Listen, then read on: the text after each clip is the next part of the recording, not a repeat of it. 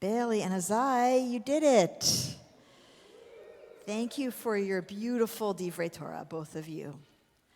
Azai, you want us to see this parsha. You want us to see that though it contains a lot of detailed instructions of gifts to bring to build the Mishkan, or the tabernacle, no one was coerced, no one was even convinced to give.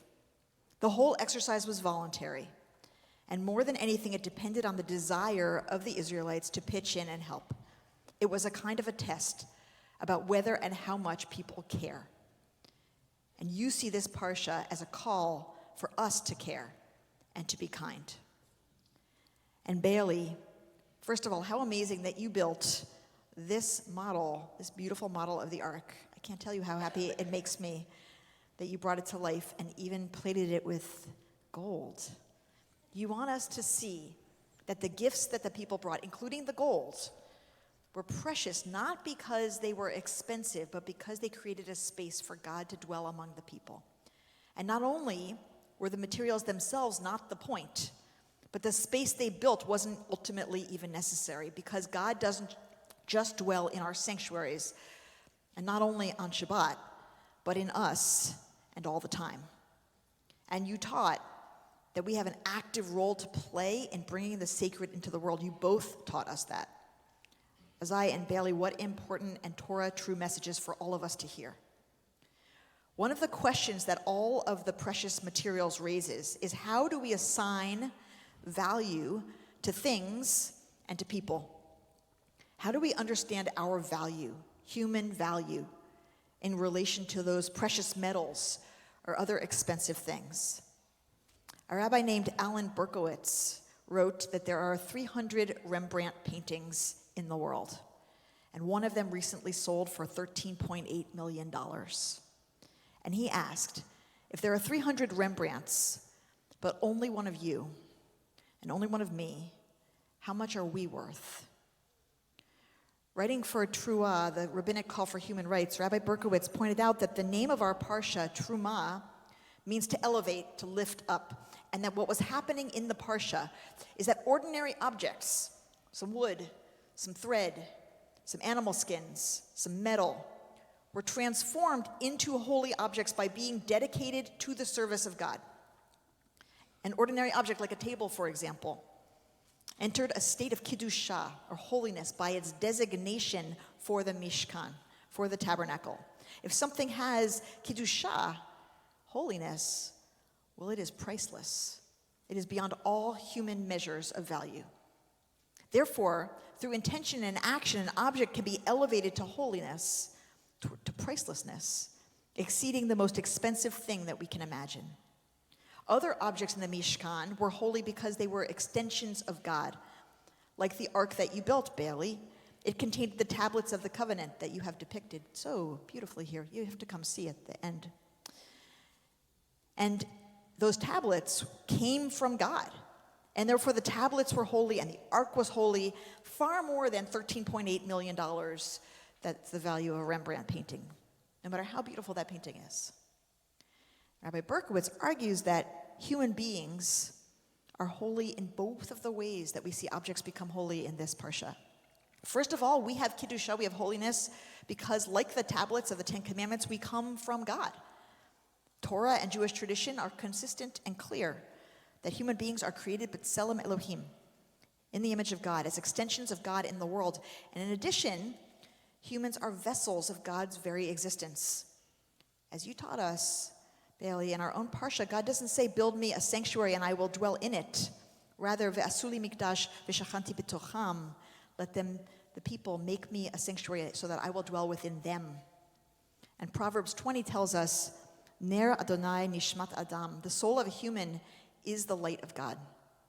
So, Kiddushah, or holiness, is the natural condition of every human being, regardless of what they do in their lives, regardless of where they live, regardless of what position or status they attained, or how much gold they possess, regardless of whether we like them or we don't. Every human being has Kiddushah, holiness, by being an image and vessel of God. So every human being is worth more than the most valuable object we could measure, far more than $13.8 million. As amazing as it is that each of us has holiness, it's even more amazing that we have the consciousness enough to know it, or to be able to know it. In Mishnah Avot, Rabbi Akiva teaches, "Beloved is humankind, having been created in God's image, and with the added measure of God's love does humankind know that we were created in God's image." In other words, Rabbi Akiva is saying that our awareness of our holiness is a gift of love. We can also see it as an obligation, different from the choice that the Israelites had at the building of the Mishkan, because they were working with objects that were not originally holy, and they were choosing to make them holy by dedicating them to the service of God. If we know from the get-go that every human being has Kedusha, or holiness, within them from birth, aren't we obligated to appropriately value their lives with our actions? This is the first way that objects become holy in the building of the tabernacle. People dedicated and decided to designate them as holy. People lifted them up as Terumah, and dedicating them to the Mishkan elevated them to the status of holy. With human beings who already have holiness, the lifting up, the elevation is from holy to more holy. Rabbi Berkowitz says, in the tabernacle, the curtain was the line between the holy and the holy of holies, or the holy and the holier. And similarly, our actions in a moment of human engagement are a curtain that we could pull back between the sacred and the even more sacred. Now, I say all of this, and it might sound nice, but boy, do we have a long way to go. Azai, you talked about people who have no homes, people who are unhoused or homeless. You also talked about your mom's work with refugees through HIAS. And Bailey, you talked about your mom's work starting the refugee task force here at CBE. And I happen to know also that Azai's dad works for justice for people who are incarcerated. And as a society, we flat out fail. We flat out fail to honor the inherent God-given holiness in human beings if they don't have a home, or if they're locked up, or if they're simply not from here.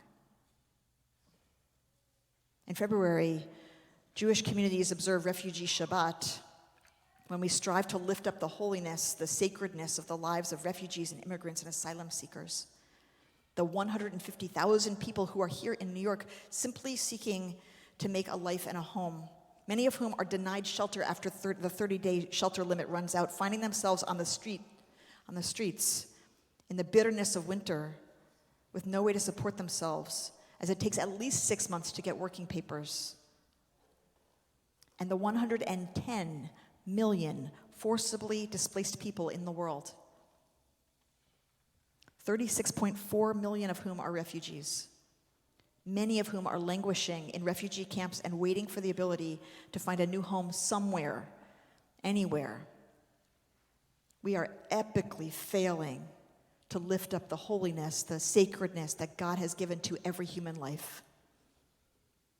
And right now, as much of the world has failed to honor the humanity, the inherent holiness of Jews and Israelis, to care about the extreme violence against Israeli women and the unbelievably brutal atrocities committed against our people, or to care about our need to have a safe place in the world, many of us are failing, utterly failing, to see and lift up the humanity and the holiness of each Palestinian life in Gaza, more than 1 million of whom are huddled in and around Rafah, trapped between the Israeli army and the Egyptian border and the Mediterranean Sea, in one of the worst humanitarian crises of our era, 28,000 of whom are already dead, as the fighting continues, as Israel walks away from the negotiating table, while more than 130 Israelis remain hostage. We are utterly failing to lift up the inherent holiness of human life. We must do better. Just as the Israelites were taught in this parsha to voluntarily pitch in and help, to find the caring inside of themselves, as you taught us, Azai, and to find the kindness that they have in them.